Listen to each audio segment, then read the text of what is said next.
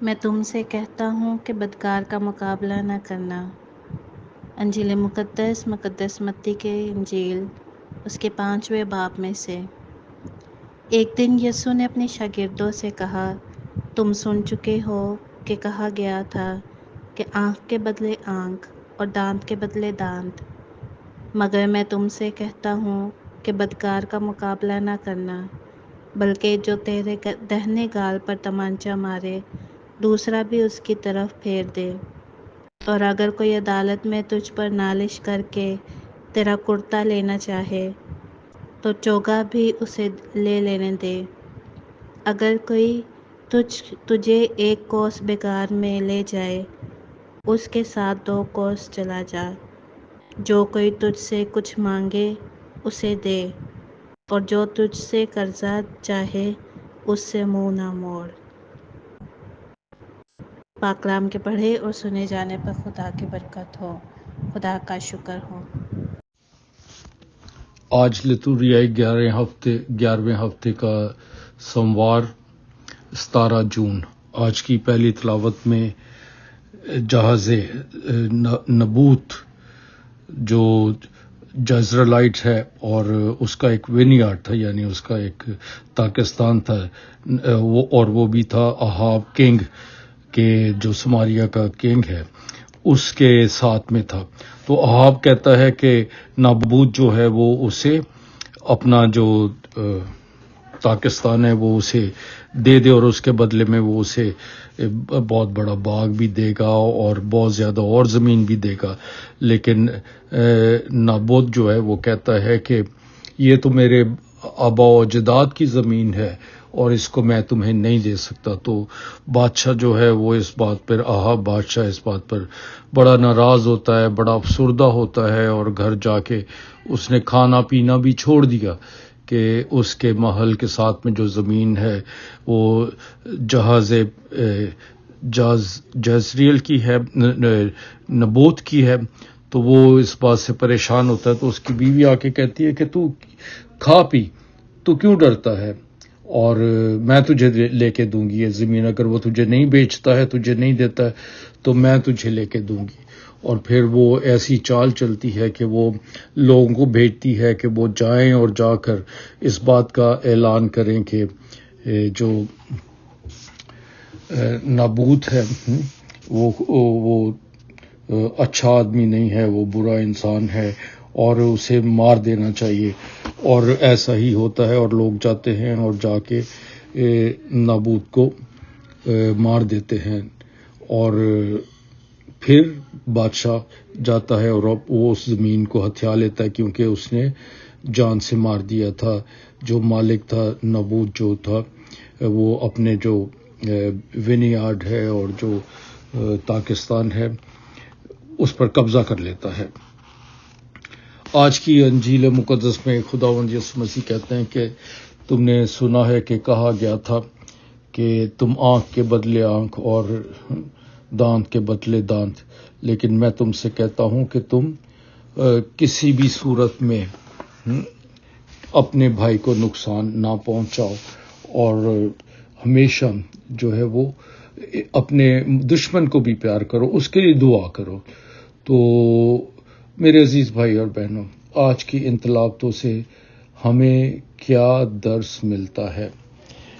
آج کی پہلی تلاوت تو بالکل سیدھی سادی ہے۔ یہ ہماری آج کی روزمرہ زندگی میں، ہمارے خاندانوں میں، ہمارے ارد گرد کے ماحول میں ایسے ہے کہ لوگ اپنی وراثت کے حصول کے لیے یا زمین، زر اور زمین، جو یہ تینوں چیزیں ہیں، یہ انسان کی زندگی میں ایک بڑا دھوکہ دینے والی چیزیں ہیں، اور یہ رشتوں کو بھی بھلا دیتی ہیں، زر اور زمین۔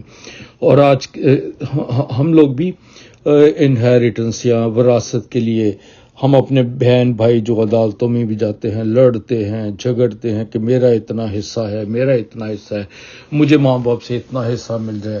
اور پھر زمینوں پر قبضے کے لیے ہم کس طرح سے ایک دوسرے کو کی قتل و غارت بھی کرتے ہیں، اور خاص طور پہ ہمارے پنجاب میں، پاکستان میں تو یہ معاملات اکثر ہی ہوتے رہتے کہ زمین کے بدلے میں ہم کتنے ہی دشمنی لیتے ہیں اور ایک دوسرے کو مار دھاڑ کرتے ہیں اور مار دیتے ہیں صرف زمین کی خاطر۔ اور آپ کو پتہ ہے کہ جس مکان میں آپ رہ رہے ہیں اس جگہ پہ 100 سال پہلے کون رہتا تھا اور 50 سال کے بعد کون رہے گا؟ آپ زمین بوس ہوں گے اور آپ کو یہ بھی نہیں پتا کہ پہلے کون رہتا تھا، اب آپ رہتے ہیں، اور بعد میں 50 سال کے بعد کون رہے گا۔ یہ ساری زن زر اور زمین یہ ادھر ہی دفن ہو جائیں گے، اور ہم کچھ بھی، وہ سکندر نے کہا تھا وہ صرف 30 سال کا تھا جب اس نے آدھی دنیا فتح کر لی تھی، اور اس نے کہا تھا کہ جب میں مر جاؤں تو میرے دونوں ہاتھوں کو قبر سے باہر رکھنا تاکہ ہر کوئی دیکھ سکے کہ یہ خالی ہاتھ ہی آیا تھا، خالی ہاتھ ہی گیا ہے، اور اس نے اپنی زندگی میں کتنی سلطنتوں کو گرایا تھا، کتنی دولت کمائی تھی، لیکن آخر میں 70 برے بھی 80 برے بھی پھر بھی آخر میں فنا۔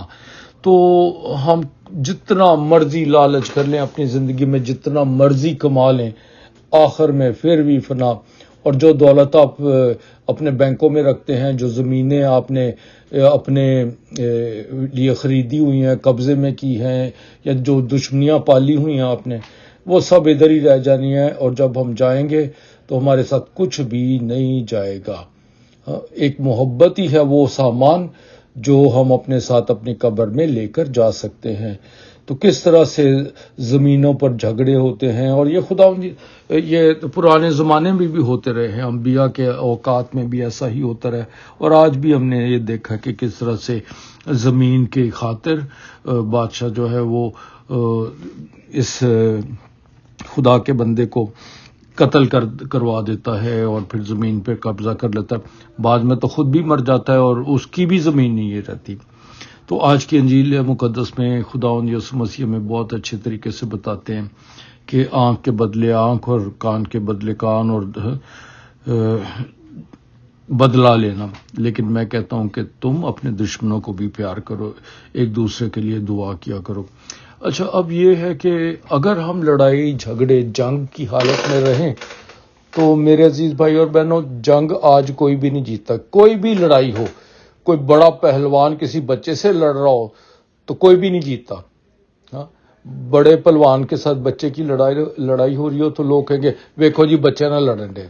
ہاں، اور اگر بڑا پہلوان جو ہے وہ جیت بھی جائے تو وہ ہار جاتا ہے۔ اس لیے لڑائی جھگڑوں میں کچھ نہیں رکھا، جنگ و جدل میں کچھ نہیں رکھا۔ اگر کوئی سکون ہے تو وہ صرف محبت میں ہے، درگزر میں ہے، ایک دوسرے کی قدر کرنے میں ہے، ایک دوسرے کو پیار کرنے میں ہے۔